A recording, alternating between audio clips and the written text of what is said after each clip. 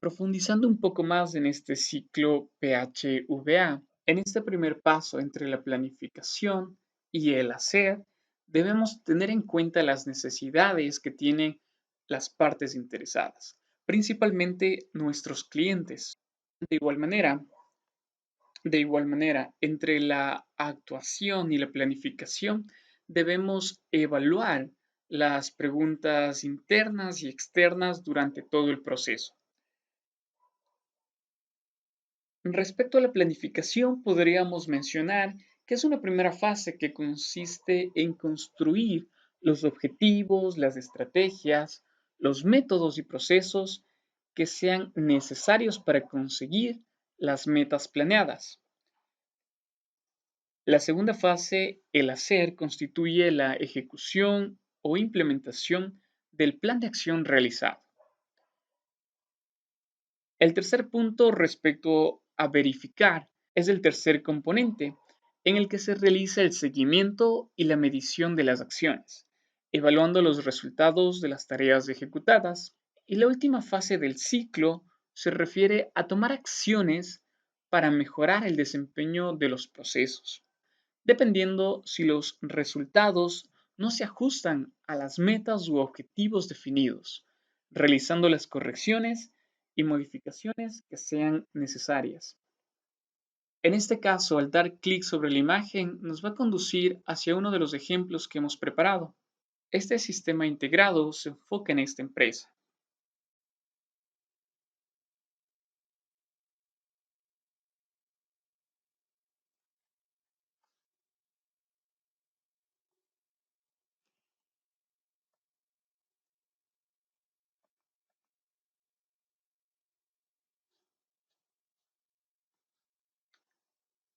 Y en la sección de anexos, específicamente en la página 73, podemos darnos cuenta el uso de esta herramienta PHVA, donde en primer lugar se aborda el tema de la planificación de color celeste, se desglosan los puntos, se procede posteriormente a la fase de hacer, de igual manera con sus propias secciones, y tenemos la siguiente etapa de verificación.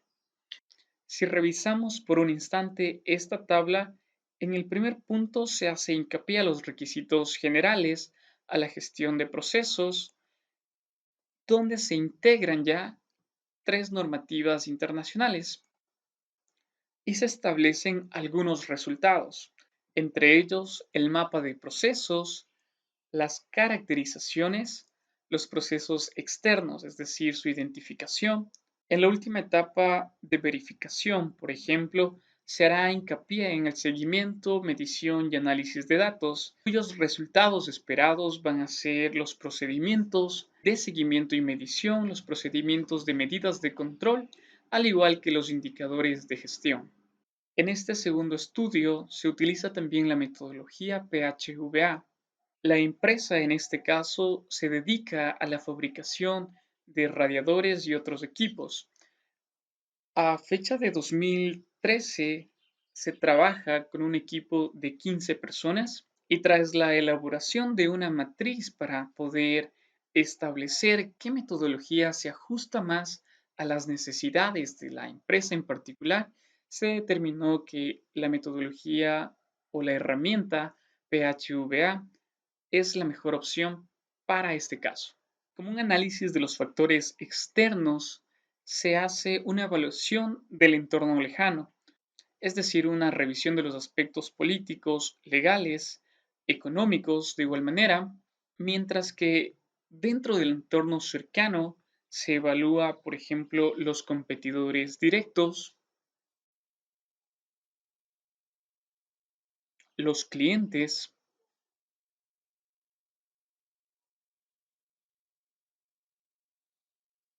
y se genera este tipo de figuras que nos indica hacia dónde se orienta el mercado. Y nos damos cuenta que esta empresa principalmente distribuye sus productos para las áreas de la construcción y de la minería. Se establece también dentro de esta evaluación interna los proveedores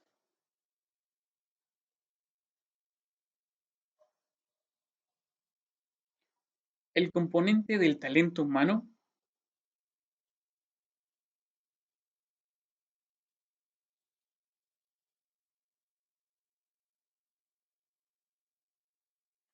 el área de la producción,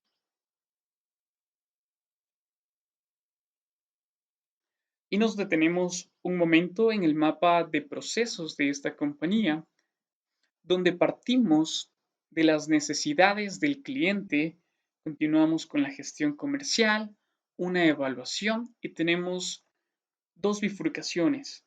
La primera es la programación de la producción vinculada con la fabricación del producto, mientras que tenemos también la programación del servicio. En este caso vamos a tener dos alternativas: servicio de mantenimiento preventivo, servicio de mantenimiento correctivo. En el caso del mantenimiento preventivo, continuaremos con la prueba de fugas, acabados, control de calidad, diferentes procesos que nos permitirán alcanzar las expectativas de los clientes. Para ello, se toma en cuenta también los factores que hemos conversado hace un momento: el factor humano, el factor económico en cuanto a contabilidad y finanzas, el factor logístico y también una estrategia de marketing, al igual que los otros factores como la planificación, comercialización, comité de gerencia, etcétera. También podemos observar un antes y un después de la implementación de este tipo de sistemas. Por ejemplo, las herramientas se encuentran en orden, también los materiales, la documentación, el equipo de seguridad. En este caso se están considerando los criterios 5M, en donde ustedes pueden observar los diferentes componentes: medio ambiente, maquinaria, materiales, métodos, el factor humano, que tiene subcomponentes, y estos subcomponentes permitieron la identificación de un problema en particular.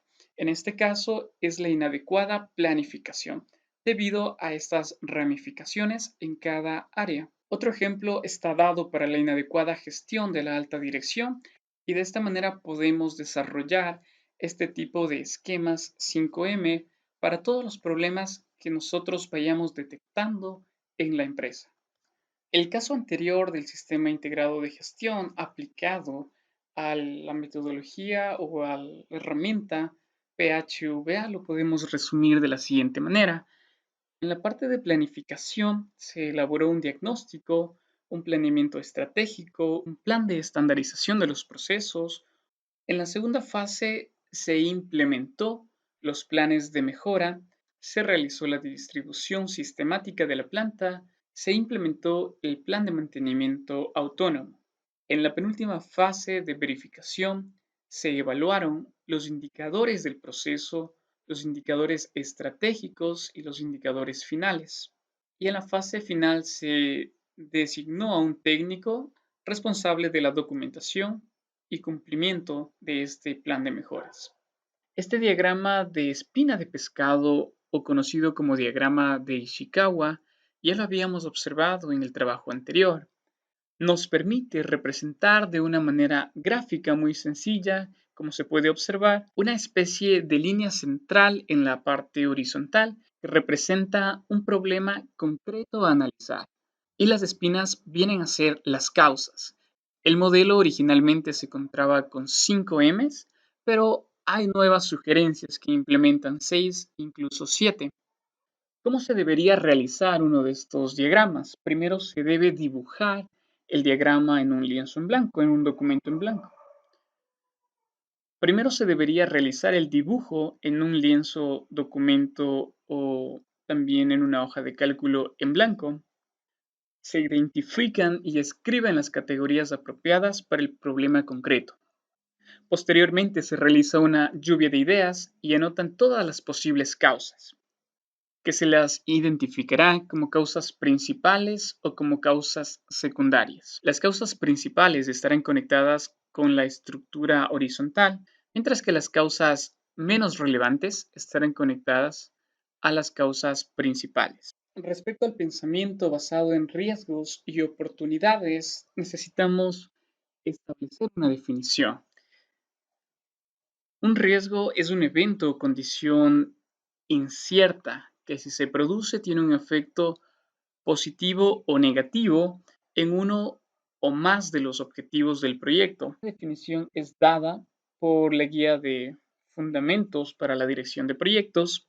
Tenemos una segunda definición basada en la ISO que lo considera el riesgo como un efecto de la incertidumbre sobre la consecución de los objetivos.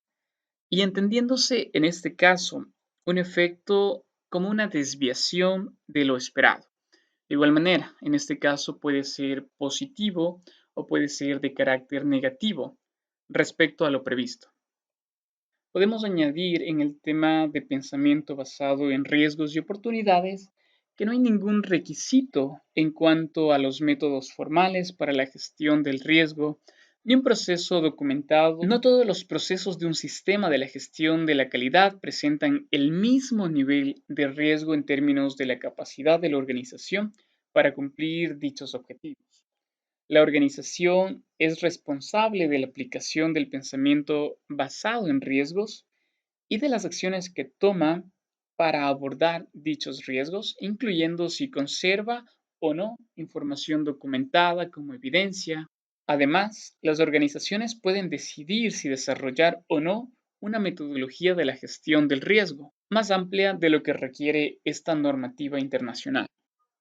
Esta imagen justamente hace referencia a que puede desencadenarse una serie de reacciones que si nosotros no estamos preparados puede alterar toda la cadena de producción, pero si nosotros somos precavidos y tomamos las medidas anticipadas en este caso, podemos detener dicha reacción, evitando ciertos inconvenientes en la organización.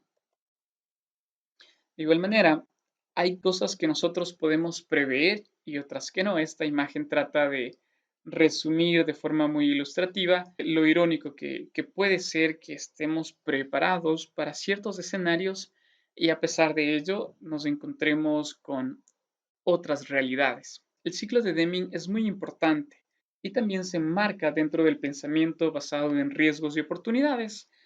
Empezamos con un desafío de resultados previstos, una identificación de los riesgos, un conocimiento de los mismos, la planificación de las acciones para abordarlos, la implementación de planes, la comprobación de la eficacia de la acción y aprender de la experiencia, es decir, una mejora continua y regresamos nuevamente a la definición de los resultados previstos o deseados. De manera de una secuencia, debemos partir de la identificación de los riesgos y oportunidades, realizar una priorización. Esta parte es muy importante. No todos los riesgos van a significar una amenaza para la empresa, es decir, que necesitamos realizar ciertos niveles o cierta jerarquía de cuáles son importantes y cuáles no, identificando también los riesgos y las oportunidades, llámese negativos o positivos. Posteriormente, se debe establecer una planificación de las acciones, muy similar a lo que se propuso en este gráfico, una comprobación de la eficiencia de las acciones y aprender de la experiencia, es decir, una mejora continua. Respecto a la categorización de estos riesgos, una de las herramientas más conocidas es el mapa de calor, que se basa en optimizar la gestión de riesgos. Por ejemplo, nosotros tenemos tres categorías, una alta, una moderada y una baja. La categoría alta es la de color rojo, la amarilla es la moderada y la de color verde es la baja. Podríamos decir que en este caso se está evaluando el nivel de impacto, muy parecido a lo que hacemos en los estudios de impacto ambiental. Tenemos un rango insignificante, menor, crítica, mayor y catastrófico. Esta va a ser nuestra referencia respecto al nivel de impacto. Ahora, respecto a la probabilidad que pueda ocurrir, tenemos igual otro rango, de improbable a constante. Entonces, dentro de este abanico, podemos nosotros fijar nuestros casos. Tenemos en este caso tres ejemplos. El daño por tormentas. Entonces, este puede ser, de acuerdo al nivel de probabilidad, no es un riesgo constante, es un riesgo ocasional que puede tener tal vez podríamos dudar entre las dos, pero en este caso se consideró como un impacto menor. El siguiente ejemplo es un ciberataque y el robo de información. Nos situamos y vemos que de igual manera no es un riesgo constante ni tampoco improbable, es un riesgo latente. ¿Y qué consecuencias podría tener en la organización que nosotros perdamos o alguien más pueda acceder a la base de datos, inventarios, a la parte económica? Obviamente las consecuencias serían de gran escala, por lo que se sitúa en este caso dentro del color rojo. Como tercer y cuarto caso, podemos darnos cuenta de la opinión pública en redes sociales y también el número significativo de clientes cambiándose a la competencia. En el tercer punto nos damos cuenta de que el impacto no puede ser tan grande, puede ser de carácter menor, pero la probabilidad sí puede ser relevante. Entonces se sitúa por ello en el color amarillo. Y en el último caso nos damos cuenta de que es probable que la gente pueda preferir otros productos y eso tendría un impacto crítico. Entonces, considerando estos casos que los hemos ya categorizado, el 1, 3 y 4 se encuentran dentro del rango moderado, mientras que el 2 se encuentra en el rango alto. En estos dos escenarios se encuentran dentro de los rangos que se necesita una actuación, mientras que si tuviéramos algún impacto dentro del color verde, no necesitaríamos ninguna actuación correctiva. Lo consideramos como un nivel aceptable. Lo contrario pasa si el riesgo es alto. Necesitamos tomar acciones que estén enfocadas justamente a evitar, a reducir, a transferir este riesgo. Mientras que si el rango del riesgo es moderado, las acciones deben estar enfocadas a reducir la probabilidad. Haciendo un resumen de lo que hemos visto, podemos decir que un proceso está bajo el control cuando su resultado es estable y predecible, lo que equivale a dominar los factores del proceso. Podemos identificar los componentes de un proceso, la salida, y tenemos en la mitad los elementos que nos permiten transformar esta materia prima en productos para nuestros clientes, cumpliendo con los requerimientos de la normativa y alcanzando también la satisfacción de nuestros clientes en base a los resultados propuestos. De esta manera llegamos a la parte final de este módulo. Simplemente 3 puntos por destacar. La gestión por procesos se presenta como una herramienta adecuada, que es considerada fundamental para orientar a una organización hacia el logro de sus objetivos. También necesitamos explicar que su aplicación genera un análisis detallado de los procesos en las organizaciones de todo tipo, mejorando la gestión de los procesos y su conjunto, optimizando de esta manera las prestaciones hacia los clientes tanto internos como externos.